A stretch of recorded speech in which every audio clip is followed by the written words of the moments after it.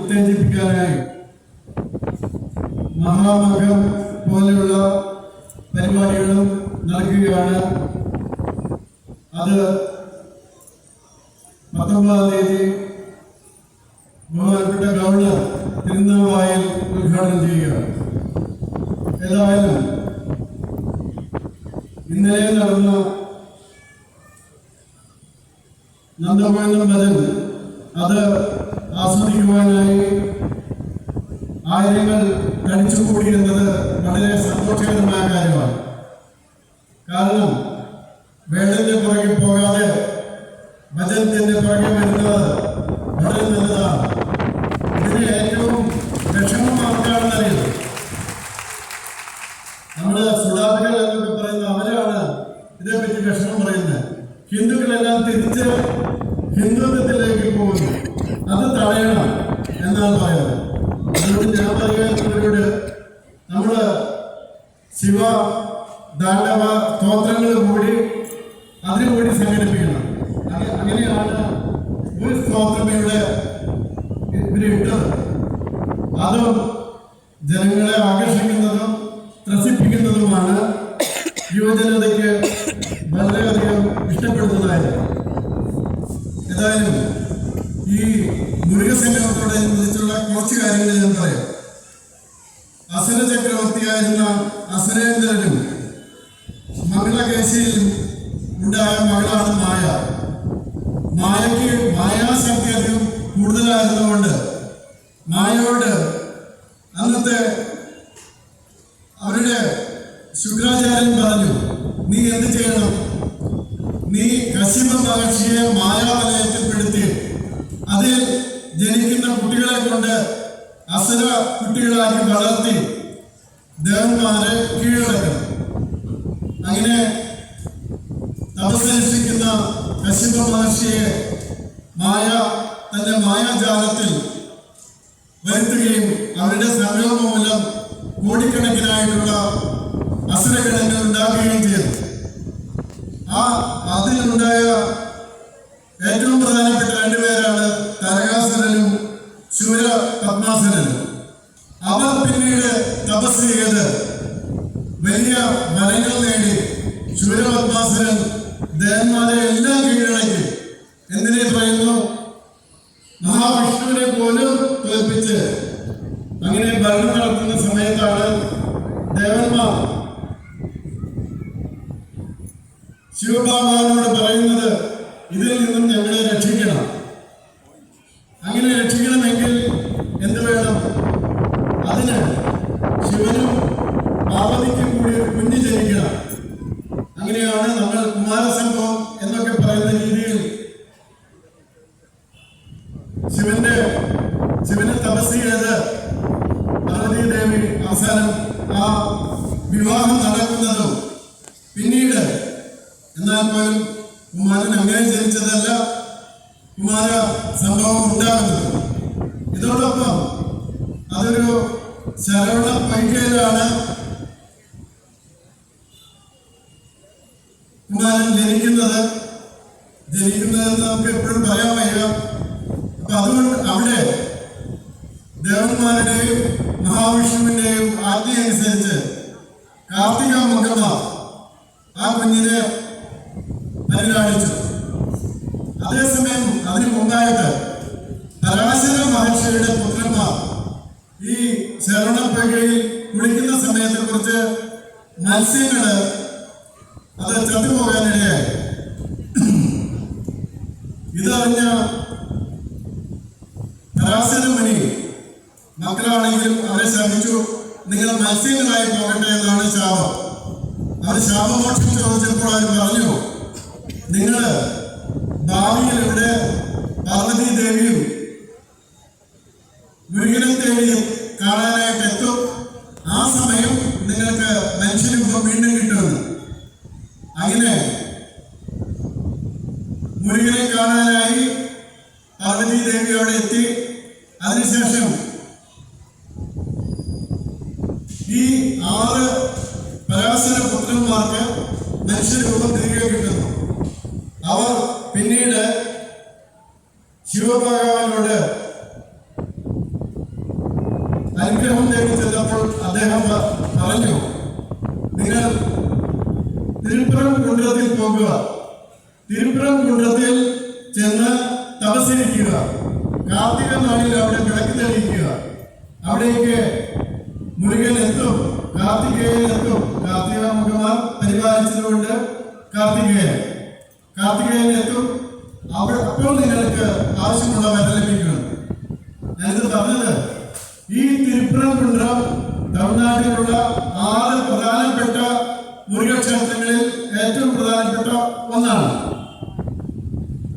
അടക്കം ആ തിരുപ്പുറം കുണ്ടത്തിൽ വിളക്കത്തൂണിൽ ദീപം തെളിക്കാനായിട്ട് ഹൈക്കോടതിയുടെ ഉത്തരവുണ്ടായിട്ട് നമുക്ക് സാധിച്ചില്ല ഈ വർഷം. അതാണ് തമിഴ്നാട് ഗവൺമെന്റ് ചെയ്തത്. അതിനുശേഷം ഡിവിഷൻ ബെഞ്ച് അത് ശരിയാണെന്ന് പറഞ്ഞ് ഉത്തരവിട്ടു. അതിനുശേഷം ഗവൺമെന്റിനും ഉദ്യോഗസ്ഥർക്കുമെതിരെ കോടതിയിൽ കണ്ടൽ കേസ് വന്നു. ആ കണ്ടൽ കേസിനെതിരെ തമിഴ്നാട് സർക്കാർ അവിടെ ഡിവിഷൻ ബെഞ്ചിൽ അപ്പീൽ കൊടുത്തു. അത് തള്ളിക്കൊണ്ട് ഡിവിഷൻ ബെഞ്ച് പറഞ്ഞു, നിങ്ങൾ ചെയ്തത് തെറ്റാണ്, നിങ്ങൾ തികച്ചും വർഗീയമായിട്ടാണ് പ്രവർത്തിച്ചത്, നിങ്ങൾ ഹിന്ദുക്കൾക്ക് മാത്രം എതിരായിട്ടാണ് പ്രവർത്തിച്ചത്. അത് തിരുപ്പുറം കുണ്ടത്തിലെ വിളക്കത്തൂൺ എന്ന് പറയുന്നത് വഖഫിന്റെ അല്ല. കാരണം ഞാൻ ഈ കഥ പറഞ്ഞത് ഈ വഖഫ് ഉണ്ടാക്കുന്നതിനും സഹസ്രാബ്ദങ്ങൾക്ക് മുമ്പ് തിരുപ്പുറം കുണ്ടത്തിലേക്ക് മുനികുമാരന്മാർ വരികയും അവിടെ കാർത്തികേയന് വേണ്ടി തപസ്സിരിക്കുകയും ചെയ്യുകയും അവിടെ വിളക്കത്തൂണിൽ വിളക്ക് കത്തിക്കുകയും ചെയ്തതാണ്. ആ വിളക്ക്, ആ സ്ഥലം ഇപ്പൊ വഖഫിന്റെ പ്രോപ്പർട്ടിയാണെന്ന് പറയുന്നത്. ഒന്ന് ആലോചിച്ചു. ഇതേപോലെയാണ് പല സ്ഥലങ്ങളിലും ഇപ്പൊ നടക്കുന്നത്. അപ്പൊ അതുകൊണ്ട് കേരളത്തിലും കർണാടകത്തിലും തമിഴ്നാട്ടിലുമൊക്കെ എന്ത് നടക്കുന്നു എന്ന് നിങ്ങൾ കണ്ണു തുറന്ന് നോക്കണം. ഇപ്പോഴ് സുബ്രഹ്മണ്യന്, ഭഗവാൻ കാർത്തികേയന്, മുരുകന് സ്വാമിനാഥൻ സ്വാമി എന്നൊരു പേര് കൂടിയുണ്ട്. അത് നിങ്ങൾക്ക് കുറെ പേർക്ക് അറിയാമായിരിക്കും. കാരണം സ്വാമിനാഥൻ എന്ന് പറഞ്ഞാല് ശിവഭഗവാൻ എന്തുകൊണ്ട് മുരുകനെ സ്വാമിനാഥ സ്വാമിയാക്കി? അറിവിന്റെ കാര്യത്തിൽ ശിവനേക്കാൾ ഉപരിയാണ്, പിതാവിനേക്കാൾ ഉപരിയാണ് മകൻ കാർത്തികേയൻ. ഒരു തവണ ബ്രഹ്മാവിനെ കണ്ട് ബ്രഹ്മാവിനെ എന്ത് ജോലി ചെയ്യുകയാണെന്ന് മുരുകൻ അന്വേഷിച്ചു. ബ്രഹ്മാവ് പറഞ്ഞു, ഞാൻ സൃഷ്ടികൾ ചെയ്യുന്നു. എങ്ങനെയാണ് നിങ്ങൾ സൃഷ്ടികർമ്മം നടത്തുന്നത്? വേദങ്ങൾ അനുസരിച്ച് ഞാൻ സൃഷ്ടികർമ്മം നടത്തുന്നു. അപ്പോൾ അതിൽ വന്നതാണ് ഓംകാരം, പ്രണവമന്ത്രം. ആ പ്രണവമന്ത്രത്തിന്റെ അർത്ഥം പറയാൻ പറഞ്ഞു. അർത്ഥം പറയാൻ പറഞ്ഞപ്പോൾ ബ്രഹ്മാവ് പറഞ്ഞത് ശരിയായിരുന്നില്ല. ആ ബ്രഹ്മാവിനെ ബാലകനായ മുരുകൻ ഒരു കാരാഗ്രഹത്തിൽ അടച്ചു. കാരാഗ്രഹത്തിൽ അടച്ചതെറിഞ്ഞ് ദേവതകളെല്ലാം ഭയപ്പെട്ടു. അവരെല്ലാം ശിവഭഗവാന്റെ അടുത്ത് ഓടിച്ചെന്ന് ഇങ്ങനെ പറഞ്ഞു, ഇനി സൃഷ്ടി ഒന്നും നടക്കില്ല. കാരണം ബ്രഹ്മാവിനെ ബാലമുരുകൻ ഒരു കാരാഗ്രഹത്തിൽ അടച്ചിരിക്കുകയാണ്. അങ്ങനെ ശിവഭഗവാൻ അവിടെ ചെന്നപ്പോൾ മുരുകനോട് ചോദിച്ചു, എന്തിനാണ് പുത്ര നീ ഇങ്ങനെ ചെയ്തത്? അപ്പോൾ മുരുകൻ പറഞ്ഞു, പ്രണവ മന്ത്രം അറിയാത്ത, അർത്ഥം അറിയാത്ത ഒരാളാണ് സൃഷ്ടി നടത്തുന്നത്, അത് ശരിയല്ല, അതുകൊണ്ട് ഞാനിത് ചെയ്തു. ഇത് പഠിച്ചാലേ അദ്ദേഹത്തിന് പുറത്തു വിടൂ. അങ്ങനെ ആദ്യം എന്ത് ചെയ്തു? ശിവൻ തന്നെ പറഞ്ഞു, എങ്കിൽ ആദ്യം എന്നെ പഠിപ്പിക്കൂ. അങ്ങനെ ബാലനായ മുരുകൻ അധ്യാപകനും ഗുരുവും ആയി, ശിവൻ ശിഷ്യനായി. ആ ശിഷ്യന് മുരുകൻ പ്രണവമന്ത്രത്തിന്റെ അർത്ഥങ്ങൾ പറഞ്ഞു കൊടുത്തു. അതുകൊണ്ട് സ്വാമിനാഥൻ സ്വാമിയായി. അങ്ങനെയൊക്കെയുള്ള ശക്തിയുടെ പര്യായമായ ബാലമുരുകൻ പിന്നീട് ബാലനായിരിക്കെ തന്നെ താരകാസുരനെയും ശൂര പത്മാസുരനെയും എല്ലാം തോൽപ്പിച്ച് എല്ലാ ദേവന്മാരെയും സ്വതന്ത്രരാക്കി. ഇതൊക്കെയാണ് കഥകളുള്ളത്. ഇനി നമ്മുടെ ഈ കാലത്ത് വന്നാല് നമ്മൾ ശ്രദ്ധിക്കേണ്ടത് ഈ ശക്തി, ഈ വേല്, എനിക്കൊരു വേല് കിട്ടി കേട്ടോ, നന്ദി. അപ്പൊ അതുകൊണ്ട് ഈ വേലിന്റെ ശക്തി നമ്മൾക്ക് ഇന്ന് കിട്ടുന്നത് പ്രധാനമായിട്ടും എവിടെയാണെന്ന് നിങ്ങൾ അറിയണം. ആ വേലിന്റെ ശക്തി ഇന്നത്തെ കാലത്ത് ജനാധിപത്യത്തിൽ ഇന്ത്യയിൽ ഭാരതത്തിൽ ഉള്ളത് ഇവിടെയാണ്.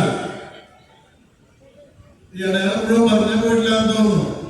ഇത് ശ്രീ വി വി രാജേഷൊക്കെ കൗൺസിലറും മേയറും ആകാനുള്ള കാരണത്തിന്റെ ഒരു അടയാളമാണ്. നിങ്ങളുടെ കയ്യിലൊക്കെ കാണുന്നു തോന്നുന്നു. അപ്പൊ അതുകൊണ്ട് നമ്മുടെ കയ്യിലുള്ള വേല് ശരിയായിട്ട് ഉപയോഗിക്കണം. നമ്മള് ഇപ്പോഴും വളരെ പുറകിലാണ് കാര്യത്തിൽ. ഇന്ന് വൈകിട്ട് 8 മണിക്ക് ജനൻ ടിവിയില് വി ഡി സതീശന്റെ മതേതരത്വത്തെ പറ്റി ഒരു ചർച്ചയ്ക്ക് എന്നെ വിളിച്ചിട്ടുണ്ട്. ഞാൻ 2 ദിവസം മുന്നേ മറ്റൊരു ചർച്ചയിൽ ഞാൻ പറഞ്ഞു, ഈ വി ഡി സതീശനെ പോലുള്ളവരെ തോൽപ്പിക്കാനായിട്ട് ഹിന്ദുക്കളെ വോട്ട് ചെയ്യണം. കാരണം നമ്മൾ കാണുന്നത് പലപ്പോഴും വൈറൽ പരിപാടിക്ക് നേരിട്ടുള്ള അതുകൊണ്ടാണ് അത് വെള്ളം കുടിച്ചാലും മാറില്ല, അത് തരുതാനും മാറും. അപ്പൊ അതുകൊണ്ട് വി ഡി സതീശനെ പോലുള്ള ഹിന്ദു നാമധാരികൾ നിങ്ങൾക്ക് മീഡിയ മണ്ണിൽ കാണാൻ കുറച്ച് പേര് അവിടെ ഇരിക്കുന്നത്, അതേപോലുള്ള സ്ഥലങ്ങളിലൊക്കെ അതുപോലെ പാർട്ടികളിലൊക്കെ നിന്ന് ഹിന്ദുക്കൾക്കെതിരെ ഏറ്റവും ഭീഷണമായിട്ടുള്ള കാര്യങ്ങൾ ചെയ്തുകൊണ്ടിരിക്കുകയാണ്. അവർക്ക് ഹിന്ദുക്കൾക്ക് എന്ത് സംഭവിച്ചാലും ഒരു പ്രശ്നമില്ല. പഹൽഗാമിൽ എന്തെങ്കിലും സംഭവിച്ചു, ഒരു കോൺഗ്രസ് പ്രവർത്തകൻ പഹൽഗാമിൽ സംഭവിച്ചതിനെ പറ്റി ഒരു പോസ്റ്റ് ഇട്ടപ്പോൾ എറണാകുളത്ത് DCC പ്രസിഡന്റ് ഷിയാസ് ആളെ വിളിച്ചു പറഞ്ഞു. ഷിയാസ് വി ഡി സതീശന്റെ നോമിനിയാണ്. ആളെ വിളിച്ചു പറഞ്ഞു അത് പോസ്റ്റ് പിൻവലിക്കണം. കാരണം എന്താ, അത് ഹിന്ദു മുസ്ലിം സ്പർദ്ധയ്ക്ക് കാരണമാകും. അതിനൊരു വീഡിയോ നിങ്ങൾ കണ്ടു കാണും. അപ്പൊ ആള് ചോദിച്ചു, അങ്ങനെയാണെങ്കിൽ മണിപ്പൂരിനെ പറ്റി നമ്മൾ പറഞ്ഞല്ലോ, അപ്പൊ അതും ഓപ്പറേഷൻ സിന്ധുവിനെ പറ്റി ഒന്നും വീഡിയോ പാടില്ല. അപ്പൊ അതെന്താണ്, അതൊരു ഭാഗത്തിനെ മാത്രം കാണുന്നത് എന്താണ്, അതാണ് പ്രശ്നം. ആ പ്രശ്നം ഉണ്ടാകുന്നത് എന്താണ്, ഞാൻ പറഞ്ഞാൽ ശരിക്കും നമ്മുടെ എല്ലാം രാഷ്ട്രീയ രൂപമായിട്ടുള്ള BJP നേതൃത്വങ്ങൾ ഇപ്പോഴെങ്കിലും ശ്രദ്ധിക്കേണ്ട കാര്യമാണ്. അതായത് അവർക്ക് അല്ലെങ്കിൽ നമ്മൾക്ക് ജയിക്കാം അല്ലെങ്കിൽ ജയത്തിന് അടുത്തെത്താം എന്നുള്ള സീറ്റുകളിൽ ഒഴികെ കുറച്ച് സീറ്റുകളിലെങ്കിലും 1-ാം നമ്പർ ശത്രു, ഹിന്ദുവിന്റെ 1-ാം നമ്പർ ശത്രുവായിട്ട് വർത്തിക്കുന്നത് അഹിന്ദുക്കളല്ല, ഹിന്ദു നാമധാരികളാണ്. ആ ഹിന്ദു നാമധാരികളെ തോൽപ്പിക്കാനായിട്ട് നമ്മുടെ വോട്ട് ഉപയോഗിക്കണം. അല്ലാതെ അത് ഒരു 3-ാം സ്ഥാനത്തിന് വേണ്ടി വാങ്ങിക്കുകയല്ല വേണ്ടത്. അങ്ങനെ ഒരു 5-ഓ 6-ഓ ഹിന്ദു നാമധാരികൾക്ക്, ഒരാളെ ഞാൻ പേരെടുത്ത് പറഞ്ഞതേ ഉള്ളൂ, അവിടെ തോൽവി സംഭവിച്ചാൽ അവർക്ക് മനസ്സിലാക്കണം അവരുടെ അടിസ്ഥാന ഘടകം ഹൈന്ദവർ തന്നെയാണ്. അവരെ വിട്ട് അവർക്ക് അടിസ്ഥാന ഘടകം ഇല്ല എന്ന്. അതുകൊണ്ട് എനിക്ക് പറയാനുള്ളത്, ഈ പൊതുസമ്മേളനം ഉദ്ഘാടനം ചെയ്യുമ്പോൾ ഇതുപോലെ ശക്തിയുടെ ആരാധനയുണ്ട്, വേൽമുരുകന്റെ ആരാധനയുണ്ട്, അങ്ങനെയുള്ള ആരാധനകളൊക്കെ നടക്കുമ്പോഴും നമ്മൾ ശ്രദ്ധിക്കേണ്ടത്, രാമകൃഷ്ണ മിഷനിലെ ഒരു സന്യാസി പോലും പറയാൻ പ്രേരിതനായ നമ്മുടെ രാഷ്ട്രം അപകടത്തിൽ ആകുമ്പോൾ, നമ്മുടെ ധർമ്മം അപകടത്തിലാകുമ്പോൾ, നമ്മുടെ സഹോദരിമാർ അച്ഛന്മാരുടെയും അമ്മമാരുടെയും അഭിമാനം അപകടത്തിലാകുമ്പോൾ നമ്മൾ അഹിംസ പറഞ്ഞിരിക്കരുത്. അങ്ങനെയുള്ള സമയത്ത് പ്രതിരോധിക്കാൻ നമ്മൾ തയ്യാറാകേണ്ടി വരും. ഇത് ഇവിടെയല്ല, നോക്കുക, ബംഗാളിലൊക്കെ നടക്കുന്നത് നിങ്ങൾ ശ്രദ്ധിക്കുക, ബംഗ്ലാദേശിൽ എന്ത് സംഭവിക്കുന്നു എന്ന് ശ്രദ്ധിക്കുക. ഇനി ഇവിടുത്തെ ഒരു മാറ്റം നിങ്ങൾ ശ്രദ്ധിക്കുക. അപ്പൊ ആ മാറ്റത്തിന് പ്രതിവിധി ഒന്നേ ഉള്ളൂ, ഹിന്ദു ഒന്നാകുക, ആ ഹിന്ദു സ്ട്രാറ്റജിക്കായിട്ട് വോട്ട് ചെയ്യുക എന്നുള്ളതാണ് ഒന്നാമത്തെ കാര്യം. രണ്ടാമത്തെ കാര്യം, ഹിന്ദുവിന്റെ ജനസംഖ്യ തീരെ കുറഞ്ഞു പോകുന്നു. നമ്മുടെ TFR ടോട്ടൽ ഫെർട്ടിലിറ്റി റേറ്റ് ഒക്കെ 1.5 താഴെ വന്നിരിക്കുന്നു. 2.1 ഉണ്ടെങ്കിലേ ജനസംഖ്യ നിലനിൽക്കുള്ളൂ. ആ നിലനിൽക്കുന്ന കുട്ടികളെങ്കിലും ഓരോ കുടുംബത്തിൽ ഉണ്ടാകണം. ആ കാര്യം കൂടി ശ്രദ്ധിക്കുക. അതുപോലെ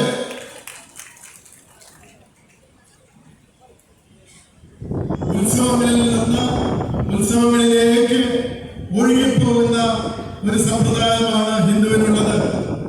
അതിൽ മയങ്ങിപ്പോകരുത്. ഉത്സവങ്ങൾ ആവശ്യമാണ്, അല്ല എന്ന് ഞാൻ പറയുന്നില്ല. പക്ഷേ അടിസ്ഥാനപരമായ കാര്യങ്ങളിൽ മനുഷ്യന്റെ ആത്മീയ നേട്ടത്തിനും ഭൗതിക നേട്ടത്തിനും ഉതകുന്ന കാര്യങ്ങളിൽ ശ്രദ്ധ കുറെ കൂടി കൂടുതൽ കൊടുക്കാനായിട്ട് സാധിക്കണം. അതിനൊക്കെ മുരുകഭഗവാന്റെ അനുഗ്രഹം ഉണ്ടാകട്ടെ എന്ന് പ്രാർത്ഥിച്ചുകൊണ്ട് ഇന്ന് നടക്കുന്ന ഈ പൊതുസമ്മേളനത്തിൽ ഞാൻ പറഞ്ഞ കാര്യങ്ങൾ ഓർത്ത് ഭാവിയിലും പ്രവർത്തിക്കണമെന്ന് അപേക്ഷിച്ചുകൊണ്ട് ഞാൻ ഈ പൊതുസമ്മേളനം ഉദ്ഘാടനം ചെയ്യുന്നതായി പ്രഖ്യാപിക്കുന്നു.